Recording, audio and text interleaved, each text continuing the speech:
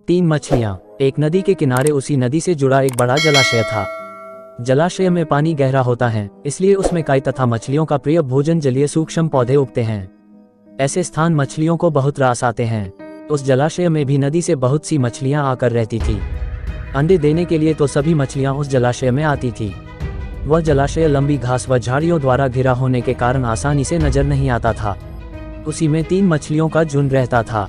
उनके स्वभाव भिन्न थे। अन्ना संकट आने के लक्षण मिलते ही संकट टालने का उपाय करने में विश्वास रखती थी। प्रत्यु कहती थी कि संकट आने पर ही उससे बचने का यत्न करो।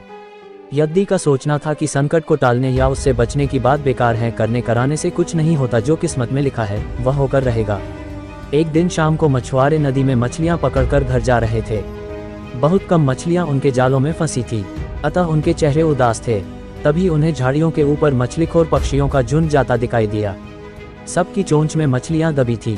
वे चौंके। एक ने अनुमान लगाया, दोस्तों, लगता है झाड़ियों के पीछे नदी से जुड़ा जलाशय है, जहां इतनी सारी मछलियां पल रही हैं। मछुआरे पुलकित होकर झाड़ियों में से होकर जलाशय के तट पर आ निकले और ललचाई नजर से मछलियों को देखने लगे। एक मछुआरा बोला, आहा, इस जलाशय में तो मछलियां भरी पड़ी हैं। आज तक हमें इसका पता ही नहीं लगा। यहाँ हमें ढेर सारी मछलियां मिलेंगी। दूसरा बोला। तीसरे ने कहा, आज तो शाम घिरने वाली है, कल सुबह ही आकर यहाँ जाल डालेंगे। इस प्रकार मछुआरे दूसरे दिन का कार्यक्रम तय करके चले गए। तीनों मछलियों ने मछुआरे की बात सुन ली थी। अन्ना मछली ने कहा, साथियों, तुमने मछुआरे की बात सुन ली। अब हमारा यहाँ रहना खतरे से खाली नहीं है। खतरे की सूचना हमें मिल गई है। समय रहते अपनी जान बचाने का उपाय करना चाहिए। मैं तो अभी ही इस जलाशय को छोड़कर नहर के रास्ते नदी में जा रही हूँ। उसके बाद मछुआरे सुबह आए जाल फेंके मेरी बला से, तब तक मैं तो बहुत दूर अटकेलियाँ कर रही होंगी। प्रत्यु मछली बोली, तुम्हें जाना है तो जाओ, मैं तो नहीं आ रही। अभी खतरा आया कहाँ है जो इतना घबराने की जरूरत है। हो सकता है संकट आए ही न। उन मछुआरों का यहाँ आने का कार्यक्रम रद्द हो सकता है रात को उनके जाल चूहे कुतर जाएं, हो सकता है उनकी बस्ती में आग लग जाए, भूचाल आकर उनके गांव को नष्ट कर सकता है, या रात को मूसलाधार वर्षा आ सकती है और बाद में उनका गांव बह सकता है। इसलिए उनका आना निश्चित नहीं है। जब वह आएंगे तब की तब सोचेंगे। हो सकता है मैं उनके जाल में ही न फंसूं।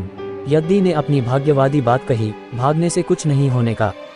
मछुआरों को आना है तो वह आएंगे, हमें जाल में फंसना है तो हम फंसेंगे। किस्मत में मरना ही लिखा है तो क्या किया जा सकता है। इस प्रकार अन्ना तो उसी समय वहां से चली गई।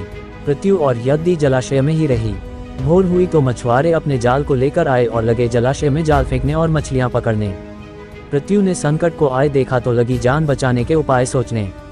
उसका दिमाग तेजी से काम करने लगा। आसपास छिपने के लिए कोई खोखली जगह भी नहीं थी। तभी उसे याद आया कि उस जलाशय में काफी दिनों से एक मरे हुए ऊदबिलाव की लाश तैरती रही है। वह उसके बचाव के काम आ सकती है। जल्दी ही उसे वह लाश मिल गई। लाश सड़ने लगी थी। प्रत्यु लाश के पेट में घुस गई और सड़ती लाश की सड़ांध अपने ऊपर लपेटकर बाहर निकली। कुछ ही देर में मछुआरे के जाल में प्रत्यु फंस गई। मछुआरे ने अपना जाल खींचा और मछलियों को किनारे पर जाल से उलट दिया।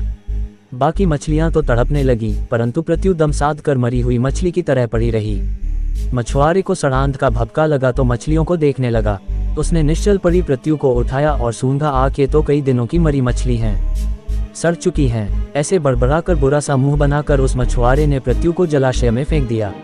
प्रत्यु अपनी बुद्धि का प्रयोग कर संकट से बच निकलने में सफल हो गई थी। पानी में गिरते ही उसने गोता लगाया और सुरक्षित गहराई में पहुंचकर जान की खैर मनाई। यद्दी भी दूसरे मछुआरे के जाल में फंस गई थी और एक टोकरे में डाल दी गई थी।